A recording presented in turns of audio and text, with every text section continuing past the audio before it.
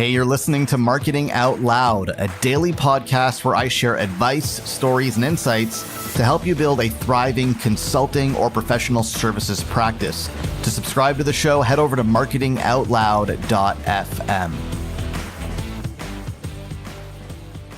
So I wake up this morning and I check my calendar to see what's on deck for the day. And I see an appointment at 12:30 with a name that I don't recognize. It's not something that I had set up. It's not something that I knew anything about. And that happens because folks can go on my website or they can click on one of my calls to action in my emails or my video course, and they can book some time with me, usually for a short 15 or 30-minute consultation to follow up on an offer to see if they're a good fit.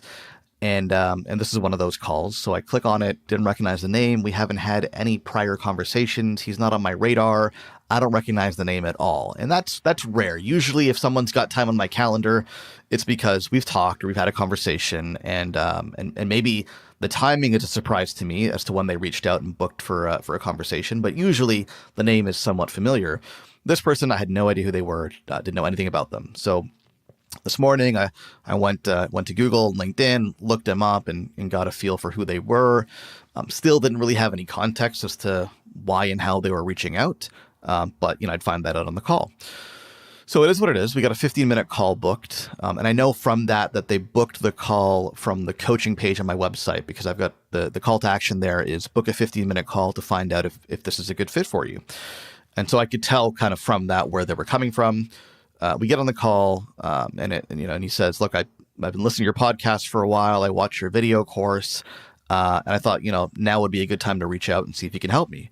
I said, "Sure. So what's going on? What's the story?" And so he tells me the story, and I won't go into the details, but he tells me the story of, what he does and, the structure of his business and, the kind of fees he charges and his revenue, and he's looking to get to a certain level. He described that to me. So we have the conversation.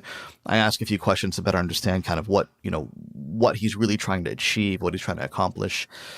And by the end of the 15, 20-minute conversation, I said, "Look, I think it all sounds great. I can definitely help you. I think we could do a lot of great work together. Do you know how it works?" He goes, "Yeah, I've already looked at that on your website." I said, "Okay, well, when do you want to start?" And he said, "Well, as soon as possible." I said, "Well, that's great. I'm having a baby any day now," which I mentioned in yesterday's episode. "So I'm going to ask you to give me a week. Go ahead and submit the payment. I'll send you the link, blah, blah, blah. But give me a week. Let's start next week." And he said, "Yeah, sure. That's fine."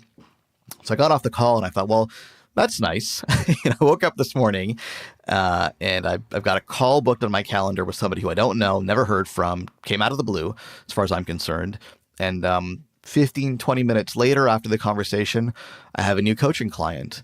Life is good, right? So I certainly wish every conversation went that way, and I'm not gonna sit here and tell you that it does. It certainly doesn't. That was probably one of the easier conversations I've had when it comes to signing a new client.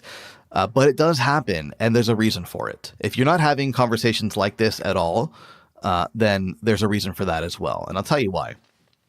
He had already qualified himself.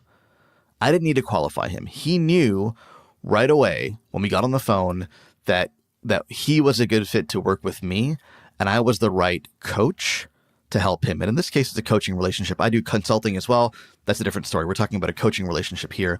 He had already self-identified as the right person. How? Because he's been listening to my podcast, so he hears my ideas. He hears my perspectives.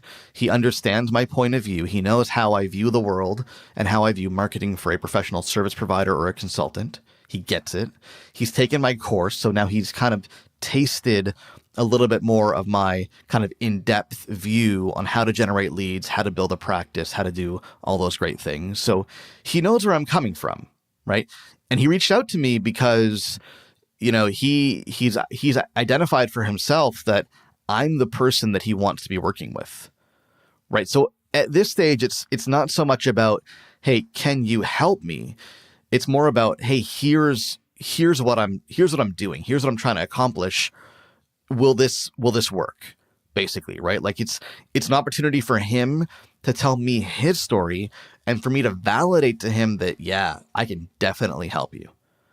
Right? You can see how that's a very different conversation from, oh, so what do you do? And why should I work with you? And What are your perspectives? What are your ideas? Can you send me a proposal? Like, we didn't have any of that conversation. It wasn't about what can you do for me? Can you send me a proposal? How much does it cost? We didn't talk about any of that. It was simply about, here's my story. I know you can help me. Can you validate that for me? And then I validated it for him. We had a little conversation about what that might look like, some early ideas and what we might work on together, what he might focus on from a marketing perspective. And that was all he needed to hear. He was good to go. And I kind of forced the conversation by telling him a little bit more about the coaching program. But, I think he was pretty much sold on it before I even opened my mouth. So, that's what I wanted to share with you today is, if you're not having these really easy conversations, and they're not all going to be like that, don't expect that, right? I don't want to spoil you. But if they're not happening at all, then chances are you're not putting enough thought leadership content out into the marketplace so that buyers can self-identify as your ideal clients for themselves. Because when they do that, when you give them the opportunity to do that, then by the time they get on the phone with you, they've made up their minds, and the rest is simply just a matter of working out details. And that's a really beautiful thing. So it happened to me today. I hope it happens more often, and I hope it happens for you, but it's not going to happen unless you create that thought leadership content and you get it out in front of your ideal clients. Hey, thanks for listening. Do me a favor. If you like what you hear, go on iTunes and leave us a rating and a review because it helps more people discover the show. Thanks so much.